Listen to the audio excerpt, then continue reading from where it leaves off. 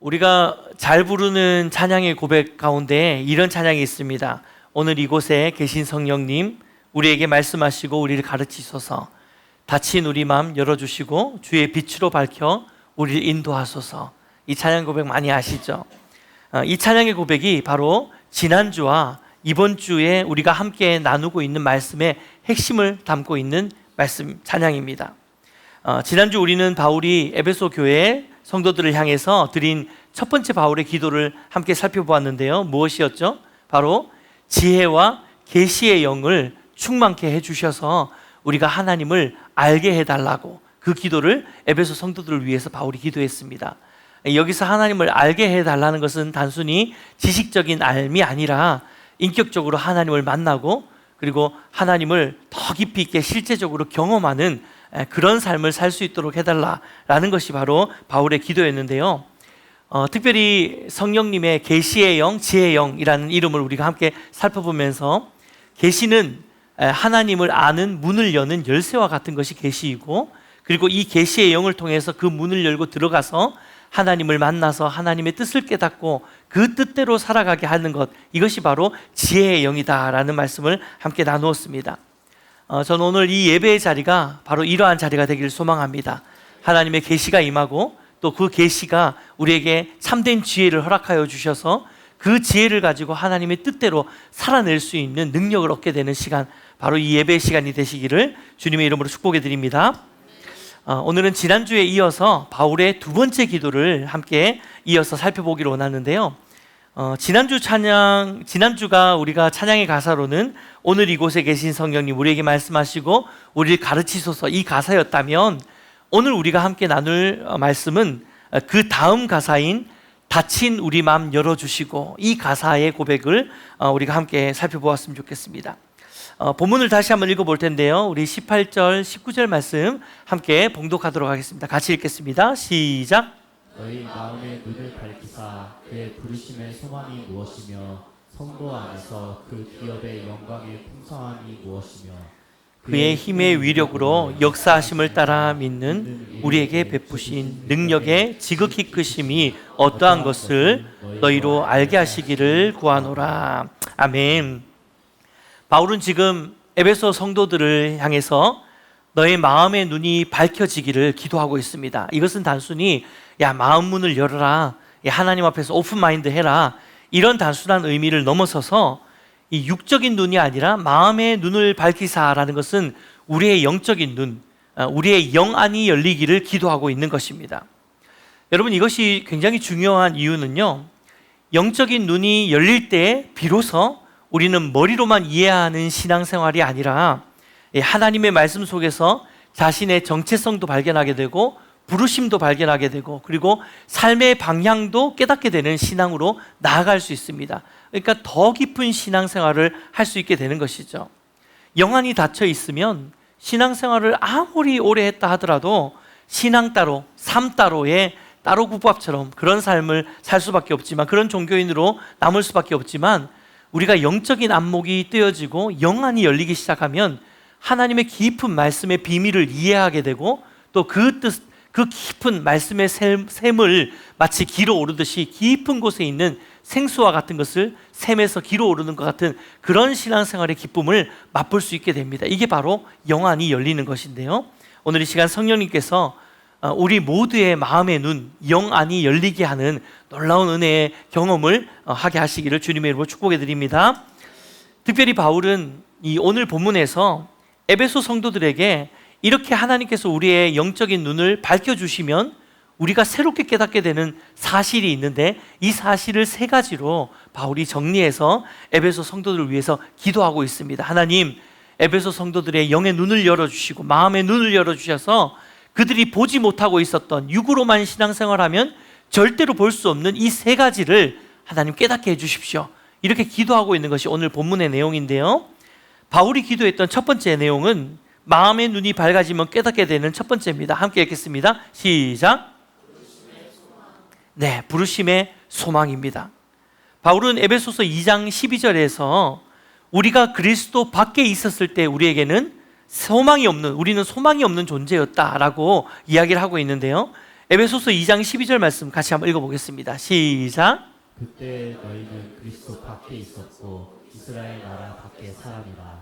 약속의 언약들에 대하여는 의인이요 세상에서 소망이 없고 하나님도 없는 자이더니. 그렇습니다.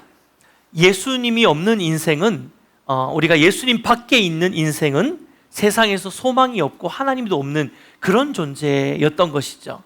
사울은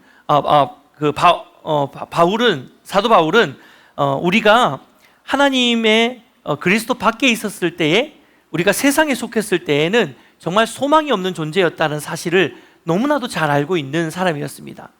왜냐하면 바울이 어떤 사람이었습니까? 예수님 밖에 있었던 바울은 사울이었죠. 그러면서 정말로 많은 그리스도인들을 핍박하던 사람이었습니다. 근데 놀랍게도 예수님 밖에 있었던 바울이기 전에 사울이었던 그는 세상이 가지고 있는 수많은 탐날 만한 것들을 다 가지고 있었던 사람이었죠. 지식도 있었고 명예도 있었고 부도 있었고 능력도 있었어요. 그럼에도 불구하고 지금 사울이 바울 되고 난 다음에 하는 고백이 뭐였습니까? 내가 예수 밖에 있었을 때 나는 세상에 소망이 없는 존재였다 라고 이야기를 하고 있는 것입니다. 이것이 사도 바울의 고백인 것이죠. 그래서 바울은 누구보다도 내가 세상에 많은 조건들을 가지고 있다 하더라도 내가 예수 안에 있지 않으면 이것은 결국은 소망이 아니라는 것을 철저히 알고 있었던 사람이었어요. 그래서 에베소 교회 성도들을 향해 가장 먼저 이렇게 축복하고 있는 것입니다. 너희가 마음의 눈을 하나님이 너희에게 밝혀주셔서 너희가 하나님께서 너희를 불러주신 이 소망이 얼마나 놀라운 소망인지를 너희가 깨닫게 되기를 원한다라고 기도하고 있는 것입니다. 혹 어떤 분들은 이 땅에 왜 소망이 없습니까? 소망이 너무 많지 않습니까? 라고 생각하실 수도 있어요. 물론 이 땅에 크고 작은 희망, 행복 그런 것들이 있죠. 그러나 성경이 이 땅에서는 소망이 없다라고 이야기하고 있는 이유는 이 땅의 소망은 영원하지 않기 때문입니다. 세상이 말하는 소망은 반드시 시간의 끝이 존재합니다. 그래서 우리가 소망으로 여겼던 것도 언젠가는 다 끝이 나요. 제가 어제 사실 이 에베소서 말씀이 굉장히 어려워서 제가 요즘 설교를 거의 주일 새벽까지 하고 있거든요. 근데 어제 새벽에 한 2시 정도 이제 설교를 다 마무리를 하고 택시를 불러가지고, 주말에는 저희 아내가 차를 운전하기 때문에 제가 택시를 불러서 이제 택시를 탔는데 정말 얼핏 봐도 한 80 중반을 훨씬 훌쩍 넘었을 것 같은, 제가 깜짝 놀랄 정도로 너무 그 나이가 많으신 우리 할아버님이 이렇게 운전을 하고 계시는 거예요. 나이 많으신 분이 기사분이 그렇게 운전을 하셔서 제가 이렇게 늦은 시간까지 수고 많으시네요 라고 하면서 이야기를 나누다 보니까 이분이 얼핏 보니까 어디 놀고 오신 건 아닌 것 같은데 뭐 하시는 분입니까? 이렇게 물으시더라고요. 그래서 예, 사실은 제가 목사입니다 라고 하니까 이분이 장로님이셨던 거예요. 근데 이 장로님과 이제 저희 집에 오면서 한참 이제 두런두런 이야기를 하면서 이 장로님이 이런 고백을 하시는 거예요. 목사님, 정말 제가 인생을 살아보니까 제가 참 성공한 적도 있고 많은 것들을 누린 적도 있지만 인생을 살다 보니 정말 이 땅에는 소망이 없는 것 같아요. 제가 이거 설교 준비한 걸 제가 이야기한 것도 아닌데 거기에 딱 맞게 그 말씀을 하시는 거예요. 정말 이 땅에는 소망이 없고 정말 우리 소망은 하늘에 있는 것 같습니다. 이 말씀을 제가 묻지도 않았는데 그런 이야기를 하시더라고요. 그래서 제가 마음으로 하나님이 오늘 또 이 새벽에 우리 장로님을 또 만나서 교제하게 하신 이유가 있구나 이런 생각을 좀 하게 됐는데요. 여러분, 정말 그렇습니다. 이 땅의 소망은 유한한 거예요. 영원하지 않습니다. 그래서 그것이 우리에게 진짜 참 소망이 될 수 없는 거예요. 하지만 성경에서 말하는 소망은요, 이 시간을 넘어서 영혼까지 이어지는 소망인 줄 믿습니다. 이 세상은 하나님의 영혼의 관점에서 보면요, 여러분, 이 세상은 작은 점보다도 더 작은 순간에 불과한 것이 바로 우리가 살아가고 있는 이 세상입니다. 강건하면 80, 90, 요즘은 100세 시대라고 하지만 이 100세까지 산다고 하더라도 이 100년의 시간이라는 하나님의 영혼의 관점에는 정말 이 작은 점보다도 더 짧은 순간에 불과한 것이 인생이잖아요. 근데 우리는 이 인생에서 우리가 소망을 얻으려고 아둥바둥 살면서 이 세상에서 주는 것을 우리가 소망 삼아 그렇게 살아보지만 결국 인생을 다 지나가고 인생의 마지막에 우리의 삶을 돌아보면 이 땅엔 소망이 없다라고 고백할 수밖에 없는 것, 이것이 우리의 인생의 모습인 줄 믿습니다. 따라서 그리스도 밖에 있는 세상에는 우리가 둘 영원한 소망이 없는 것입니다. 하지만 하나님이 우리를 자녀로 부르시는 그 순간 우리 안에는 세상에서 얻을 수 없는 영원한 산 소망이 생기는 줄 믿습니다. 네. 이것을 바울은 부르심의 소망이다라고 표현하고 있는 것이죠. 여러분, 이 소망은 단순히 예수 믿고 천국 간다라는 이런 미래적인 소망을 넘어서서 오늘을 살아가는 힘과 또 오늘을 살아가는 현재적인 소망으로 우리에게 다가오는 줄 믿습니다. 왜냐하면요, 하나님이 나를 부르셨다라는 이 강한 확신과 믿음이 있다면 지금 우리의 삶의 자리, 이를테면 직장에서, 가정에서 혹은 힘든 현실 속에서 여전히 삶의 문제들이 우리를 에워싸고 있지만 그럼에도 불구하고 하나님이 나를 부르셨다는 이 영원한 부르심의 소망을 가지고 있는 자라면 우리 인생의 이 크고 작은 많은 문제들 하나하나에 일희일비하지 않는 것이죠. 그러면서 흔들리지 않고 소망을 품고 영원한 하나님을 바라보면서 하나님 나라를, 우리가 그 나라에 관심을 갖고 우리가 이 땅에 소망을 두게 되는 것입니다. 이것이 바로 부름받은 자, 또 혹은 사명자의 인생인 줄 믿습니다. 저희 아버님이 목회하시면서 돌아가신 아버지가 정말 많이 불렀던 찬양 중에 이런 찬양이 있습니다. 부름받아 나서니 몸 어디든지 가오리다. 괴로우나 즐거우나 주만 따라가오리니 어느 누가 막으리까. 죽음인들 막으리까. 어느 누가 막으리까. 죽음인들 막으리까. 여러분, 우리가 하나님의 부름을 받은 자는 바로 이런 고백을 하게 될 수밖에 없는 거예요. 세상을 살아가면서 괴로움과 두려움이, 환난이 나를 에워싸고 찾아오더라도, 심지어 죽음의 두려움 앞에서도 주님을 붙들고 걸어가는 그 믿음, 그것이 바로 부르심의 소망을 가지고 있는 사람의 삶의 태도인 줄 믿습니다. 이 세상 속에서 바로 이러한 부르심의 소망이 우리 모든 성도님들 가운데 견고하게 붙들어지고 또 그 붙든 것을 가지고 믿음으로 우리가 살아가는 저와 여러분 되시길 주님의 이름으로 축복해 드립니다. 두 번째로 사도 바울은 에베소 성도들을 향해서 너희가 마음의 눈이 밝아지면 깨닫게 되는 두 번째는 이것이라고 이야기를 하는데요, 같이 읽겠습니다. 시작. 바울은 계속해서 18절 하반절에 이렇게 기도하고 있습니다. 성도 안에서 그 기업의 영광의 풍성함이 무엇인지를 알게 하시기를 내가 기도한다 라고 이야기를 하고 있어요. 여기서 이 기업이라는 것은 우리가 잘 알듯이 부모로부터 물려받는 유산을 의미한다 라고 이야기를 드렸죠. 그런데 성경에서 기업은요, 단지 하나님께 우리가 물려받을 유산만을 의미하면서 기업이 쓰여지지 않고 이 단어는 또 다른 의미로 쓰여지기도 합니다. 먼저 우리 1장 14절을 보면요, 1장 14절에는 이는 우리 기업의 보증이 되사라고 이야기를 하고 있는데, 이때 기업은 사실 우리가 하나님으로부터 천국의 상속을 받을 것을 의미하는 유산을 의미하는 것인데요, 반면 11절에 나오는 기업은 우리가 예정을 입어 그 안에 기업이 되었으니 라고 이야기를 하는데, 이때 기업이라는 것은 우리가 하나님께 받을 유산을 의미하는 게 아니라 우리를 이야기하는 겁니다. 우리가 하나님의 기업이 되었다라고 하는 의미로도 이 기업이라는 단어가 쓰임받고 있습니다. 그러니까 하나님이 우리를 자신의 기업으로 삼으셨다, 자신의 소유, 자신의 자녀로 삼으셨다라는 것을 이야기할 때도 기업이라는 단어를 쓰고 있어요. 그런데 놀랍게도 바울은 오늘 우리가 읽은 본문 18절에서 이 기업의 두 가지 의미를 중의적으로, 의도를 가지고 이 두 가지 의미를 중의적인 의미로 같이 쓰고 있어요. 포괄적으로 같이 쓰고 있습니다. 하나님이 우리에게 주실 하늘의 기업의 영광의 풍성함을 말하는 동시에 하나님의 기업인 우리 삶을 하나님께서 풍성한 영광으로 채우실 것을 동시에 이야기를 하고 있는 것이죠.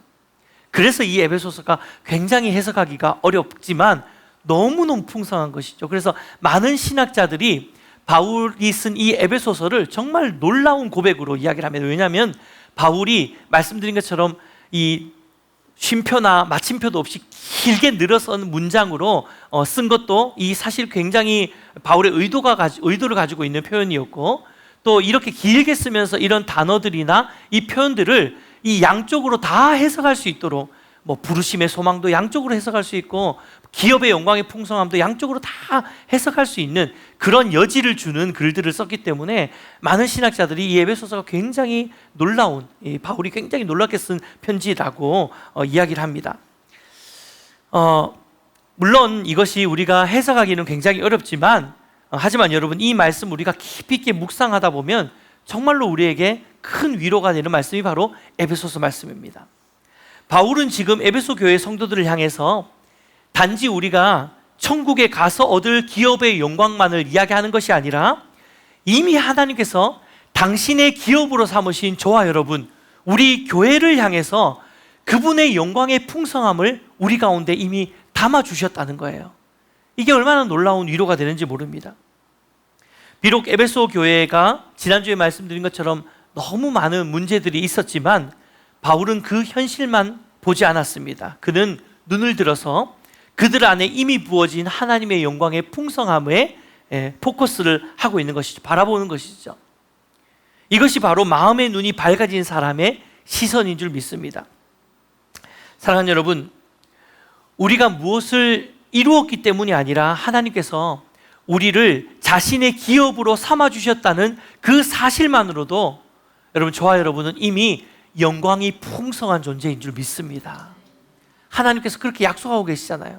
그 기업의 영광의 풍성함이 얼마나 놀라운지 너희가 깨닫게 되기를 원한다 라고 했던 바울의 고백이 뭐냐면요, 우리가 단지 천국에 가서 얻을 기업의 영광의 풍성함, 얼마나 놀라운, 막 우리가 흔히 이야기하잖아요. 막 우리 다이아몬드 길을 걸을 것이고, 막 금으로 만든 집에 갈 것이고, 막 이런 어떤 것도 우리가 이야기를 하는데, 이런 천국에 뭐 우리가 모르지만 이 가서 봤을 때 이 천국의 그 놀라운 유업들, 기업들, 우리가 물려받을 그 천국의 놀라운 것들을, 이 선물과 같은 것들의 풍성함도 있지만, 바울이 지금 이야기하고 있는 건 뭐냐면 이 기업의 풍성함이 나중에 죽고 난 다음에 내세에서만 얻을 수 있는 것이 아니라 지금 이 땅을 살아가는 성도들에게, 이 땅을 살아가는 에베소 교회, 또 우리 예배인 교회에게 하나님이 이미 하나님의 기업으로 삼으신 우리에게 하나님이 부어주신 영광의 풍성함이 있다는 것입니다. 할렐루야.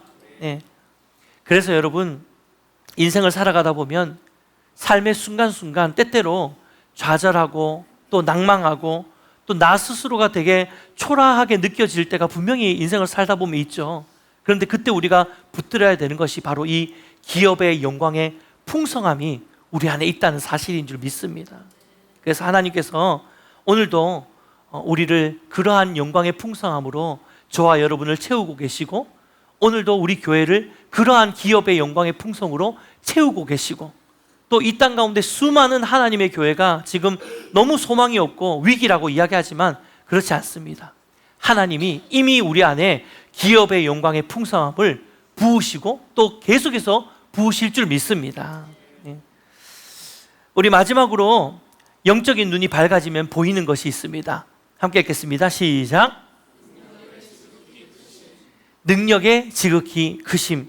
바울은 마지막으로 마음의 눈을 열어서 하나님의 능력이 얼마나 크신지를 보게 되기를 기도하고 있는데요, 우리 19절 말씀 읽어보겠습니다. 함께 읽겠습니다. 시작. 그의 힘의 능력으로 역사심을 따라 믿는 우리에게 베푸신 능력의 지극히 크심이 어떠한 것을 너희로 알게 하시기를 구하노라. 아멘. 여기서 능력이라는 헬라어 단어는 두나미스라는 단어입니다. 이 두나미스라는 단어는요, 단순한 힘이 아니라 살아서 역사하시는 하나님의 역동적인 능력, 굉장히 파워풀하면서 살아있는 능력을 의미합니다. 그냥 힘 자체만을 이야기하는 것이 아니라 모든 상황에 적합한 능력을 낼 수 있는 살아있는 능력을 의미하는 것이죠. 또한 지극히 크다라는 것은 측량할 수 없는 이 무한대만큼의 넘치는 위대함, 이런 뜻을 가지고 있는 단어가 바로 지극히 크다, 메가로스라는 단어예요. 그러니까 결국 지금 바울이 이야기하고 있는 하나님의 능력의 지극히 크심이라는 것은 우리 인간의 한계를 뛰어넘는 하나님의 초월적인 능력을 이야기하고 있는 것입니다.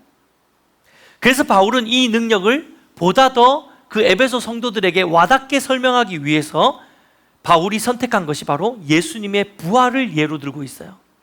왜냐하면 하나님의 능력의 지극히 크심이 가장 잘 드러나는 장면이 바로 예수님이 죽음과 사망의 권세를 깨뜨리시고 사흘 만에 부활하시고 하늘로 올라가셔서 하나님의 보좌 우편에서 다스리고 계시는, 지금도 살아 역사하시는 능력으로 우리와 함께하고 계신다는 이것이 하나님의 능력의 지극히 크심을 가장 잘 보여주는 일이기 때문입니다. 그래서 에베소서 1장 20절은 이렇게 이야기하고 있습니다. 함께 읽겠습니다. 시작. 그의 능력이 그리스도 안에서 역사하사 죽은 자들 가운데서 다시 살리시고 하늘에서 자기의 오른편에 앉히사. 즉 바울은 하나님이 단순히 죽은 자를 살리실 수 있는 분이라는 사실을 넘어서서 그 부활의 능력이 지금도 우리의 삶 가운데서 실제로 역사하고 있다는 것을 증거하고 있는 것입니다. 에베소서 3장 20절 말씀은 하나님의 능력 이렇게 이야기합니다. 함께 읽을까요? 시작. 우리 가운데서 역사하시는 능력대로 우리가 구하거나 생각하는 모든 것에 더 넘치도록 능히 하실 이에게. 할렐루야. 이것이 우리 가운데 역사하시는 하나님의 능력인 줄 믿습니다. 여러분의 삶 가운데 역사하실 수 있는 주님의 능력인 줄 믿습니다. 사랑하는 여러분, 우리가 믿는 하나님은 과거의 하나님, 그리고 성경 안에만 존재하는 하나님이 아니십니다. 지금 이 순간에도 살아서 역사하시는 분이에요. 우리의 삶 속에서 능력으로 일하시는 하나님이십니다. 그분의 능력은 단순한 문제의 해결을 넘어서는 차원에서 죽음을 생명으로 옮기고 절망을 소망으로 바꿀 수 있는 그런 부활의 능력을 가지고 있는 능력이 바로 하나님 예수 그리스도의 능력인 줄 믿습니다. 그런데요, 여러분, 더 놀라운 사실이 있어요. 정말 더 놀라운 사실이 있습니다. 저는 에베소서 모든 말씀을 통틀어서 이 구절이 우리 성도들에게 가장 큰 위로가 되는 구절이 아닐까라는 생각을 해보는데요, 오늘 본문의 1장 22절에서 23절 말씀입니다. 이 말씀을 우리 잘 한번 마음에 새기면서 한번 읽어보겠습니다. 함께 읽겠습니다. 시작. 또 만물을 그의 발 아래 교통하게 하시고 그를 만물 위에 그의 머리로 삼으셨느니라. 교회는 그의 몸이니 만물 안에서 만물을 충만하게 하시는 이에 충만하느니라. 여러분, 이게 얼핏 읽으면 정말 이게 무슨 내용이지? 뭐 만물 위에 계시고 만물 안에 뭐 계시면서 충만이 됐고 뭐 충만 위에 또 충만이고 뭐 이러니까 헷갈릴 수 있는데요, 이거를 찬찬히 한번 살펴보면요, 만물을 그의 발, 예수님의 발이잖아요. 예수님 발 아래 복종하게 하셨다는 거예요. 하나님께서 예수님을 부활시킨 다음에 이 부활하신 예수님을 어떤 존재로 두셨냐면 만물 위에, 만물 그 발 아래 모든 만물이 복종할 만큼 모든 이름 위에 뛰어난 이름으로 만물 위에 두시면서 교회의 머리로 삼으셨다는 거예요. 그리고 교회는 예수님의 몸이 되었다는 것입니다. 교회가 예수님의 몸이라는 것은 뭐냐면 손도 예수님의 몸이고 몸도 예수님의 몸이고, 우리가 교회가 몸이니까 이 교회가 손도 될 수 있고 몸도 될 수 있고 발도 될 수 있잖아요. 그러니까 우리는 예수님의 몸인데 이 몸이 결국은 만물 위에 있다는 것을 이야기하고 있는 거예요. 예수님과 함께 연합된 교회라는 존재, 여러분, 예수님과 함께 연합된 성도라는 존재는요, 예수님과 함께 모든 이름 위에 뛰어난 이름이 되는 것입니다. 만물이 우리의 발 아래 놓이게 된다는 사실이에요. 만물을 다스리고 통치할 수 있는 권위와 권세를 예수님이 부활하심으로 인해서, 살아계심으로 인해서 우리에게 주셨다는 것입니다. 할렐루야. 여러분, 제가 이걸 그림으로 한번 그려봤는데요, 좀 느낌이 오십니까? 약간 뭔가 좀 살지는 않는데 최선을 다해서 제가 GPT에게 부탁을 했는데, 원래는 예수님의 몸을 좀 교회로 표현하고 싶었는데 그게 잘 안 되더라고요. 근데 뭐 이렇게 이해가 되시죠? 바로 이 그림이에요. 여러분, 예수님이 우리의 머리가 되어 주셨기 때문에, 그리고 우리는 예수님과 연합함으로 예수님의 손이 되고 예수님의 몸이 되고 예수님의 발이 되는 거예요. 그래서 예수님과 함께 온 만물을 통치하고 다스리면서 모든 이름 위에 뛰어난 이름이 예수님만이 아니라 우리의 이름이, 하나님이 모든 이름 위에 뛰어난 이름으로 우리를 삼으셨다는 것입니다. 사랑하는 여러분, 이것이 얼마나 파워풀한 선언입니까? 하나님의 능력은 하늘에서만 머무는 능력이 아닙니다. 그 능력은 예수님의 몸된 교회를 통해서, 예수님의 몸된 성도를 통해서, 지금도 우리의 삶을 통해서 역사하시는 능력인 줄 믿습니다. 그래서 중요한 것은요, 우리가 이러한 능력을 제대로 발휘하려면 우리에게 필요한 것이 있습니다. 뭐냐면 예수로 충만해지는 것입니다. 아멘입니까? 우리가 지난주에도 나눴잖아요. 성령의 충만을 입어야 되는 거예요. 우리가 예수로 충만해질 때에 비로소 그 예수님의 충만의 권위가 우리의 삶을 통해 흘러나가게 되는 것입니다. 이것을 좀 더 구체적으로 설명해 드리자면, 여러분의 몸에 너무 와닿게 설명을 좀 해드리고 싶어서, 여러분 만약에 우리가 예수님으로 충만하잖아요. 우리가 성령으로 충만하잖아요. 그러면 우리가 살아가면서 때때로 재정의 어려움이 닥칠 때 이 재정의 어려움을 하나님 앞에 내어놓고, 하나님, 우리가 모든 일 위에 뛰어나고 만물을 그 발 아래 두셨다 그러는데 만물 중에는 재정도 포함되는 거 아닙니까? 돈도 만물이잖아요. 사실은 이 돈의 영역도 사실 만물의 영역이에요. 그러면 우리가 정말로 그리스도와 하나가 되고 하나님의 마음을 깨달아 알고 하나님 뜻을 깨달아 알고 성령이 충만해져 있다면 사실 우리는 물권을 다스릴 수 있는 것입니다. 이게 얼마나 놀라운 권세인지 모릅니다. 재정의 영역을 다스릴 수 있는 거예요. 그래서 하나님께 재정의 문을 열어달라고, 물질의 문을 열어달라고, 공급해달라고 우리가 기도하잖아요. 하나님, 재정의 문이 막혀 있습니다. 이 문을 열어주십시오 라고 할 때 하나님이 그 문을 열어주시는 거예요. 이것이 그리스도인의 재정 원칙입니다. 실제로 우리 예배인 교회가 개척될 때, 여러분 제가 여러 번 이야기해서 아시잖아요. 저희 진짜 10원 한 장 없이 시작했거든요. 그런데 개척하면서 교회 공간을 얻고 인테리어하고 장비가 들어와야 되고 수많은 돈 들어갈 일이 너무 많은데, 제가 뭐 어디서 돈을 받아서 개척한 것도 아니고 하나님이 개척하라는 말씀 그 하나만 믿고 개척을 시작하면서 매일매일 기도할 수밖에 없었어요. 하나님, 오늘 40만 원 필요합니다. 오늘 뭐 계약하려면 100만 원 있어야 됩니다. 하나님, 뭐 살려면 이게 필요합니다 라고 했는데, 정말 그 짧은 시간 안에 교회를 세우는 그 시간 동안 하나님께서 말할 수 없는 기적과 같은 역사들을 얼마나 부어주셨는지, 정말 설명하자면 밤새도록 설명해도 다 할 수 없는 하나님의 응답을 제가 경험했거든요. 여러분, 이게 어떻게 일어나는 일입니까? 뭐 일부러 하려도 이런 일이 일어나겠습니까? 절대 그럴 수 없습니다. 일부러 이것을 짠다고 해도 이게 어떻게 짜집니까? 그런데 하나님 40만 원 필요합니다 기도하고 났더니 조금 있으니까 통장에 40만 원이 꽂혀요. 50만 원도 아니고 40만 원이 꽂혀요.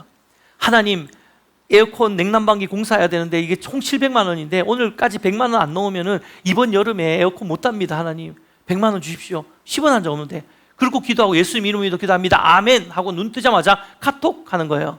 카톡을 열어보니까 어떤 자매가 100만 원을 넣은 거예요. 이게 무슨 짠다고 됩니까? 시나리오로 되는 게 아닙니다. 하나님의 능력으로 가능한 일입니다. 병든 자를 위해 기도하면 어떻게 됩니까? 여러분, 성경에서 병든 자를 위해 기도하라 그러잖아요. 왜요? 우리는 만물을 다스리는 자들이거든요. 만물이 우리 발 아래 있는 자들이거든요. 그러니까 우리가 정말 예수님과 온전히 연합되어서 예수 그리스도로 충만해질 때에 병든 자를 위해 기도하면 치유의 능력이 우리를 통해서, 우리의 중보를 통해서 그 사람들에게로 흘러가게 되는 것입니다. 학생들이 지혜가 부족하면 어떻게 됩니까? 공부할 때 하나님, 지혜가 부족하면 후히 주시는 하나님, 꾸짖지 않은 하나님께 구하면 되는 거예요. 그러면 성령님께서 우리의 마음과 생각을 밝히시고 집중력을 주시고 지혜를 주셔서 그 공부를 잘 해낼 수 있도록 도와주시는 것이죠. 이것이 바로 예수의 능력이 실제로 우리 안에서 작동하는 삶인 줄 믿습니다. 아멘입니까? 말씀을 맺겠습니다. 사랑하는 여러분, 바울은 마음의 눈, 영안이 열린 사람이었습니다. 그래서 그는 감옥의 어둠 속에서도 하나님의 부르심의 소망을 볼 수 있었고요, 가난 속에서도 기업의 영광의 풍성함을 볼 수 있는 눈이 있었습니다. 뿐만 아니라 쇠사슬에 매어 있는 몸이었지만 하나님의 능력의 지극히 크심이 무엇인지를 볼 줄 아는 영안이 열려있는 사람이었던 것입니다. 바로 그것이 마음의 눈이 열린 사람의 삶인 줄 믿습니다. 우리도 눈에 보이는 현실의 상황 속에서 자주 낙심하게 됩니다. 때로는 돈의 문제로, 또는 건강의 문제로, 관계의 문제로, 미래의 불투명함으로 우리는 매 순간 좌절하고 또 낭망하고 또 현실 앞에 무너질 수밖에 없는 것이 우리의 연약함이죠.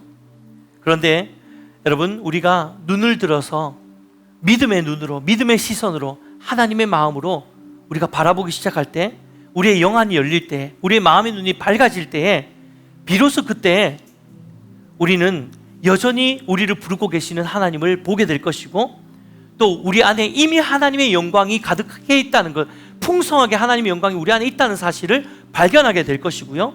그리고 지금도 부활의 능력이 살아서 내 삶 가운데 역사하는 능력이라는 사실을 우리는 깨닫게 될 것입니다. 아멘입니까? 바울의 육신의 눈은 갇혀 있었지만 그의 마음의 눈은 하늘을 향해 열려 있었던 것처럼, 오늘 이 예배가 끝날 때 저와 여러분의 눈도 하나님을 향해 열려 있기를 소망합니다. 그리고 마음의 눈으로 한 주를 살아가시기를 주님의 이름으로 축복해 드립니다. 마음의 눈으로 가정을 바라보고, 마음의 눈으로 교회를 바라보고, 또 이 마음의 눈을 열어서 세상을 바라보기를 소망합니다. 그렇게 되면 우리가 현실의 상황과 환경은 바뀌지 않더라도 이미 우리 삶에 예수 그리스도로 충만한 삶으로 변화되어질 줄 믿습니다.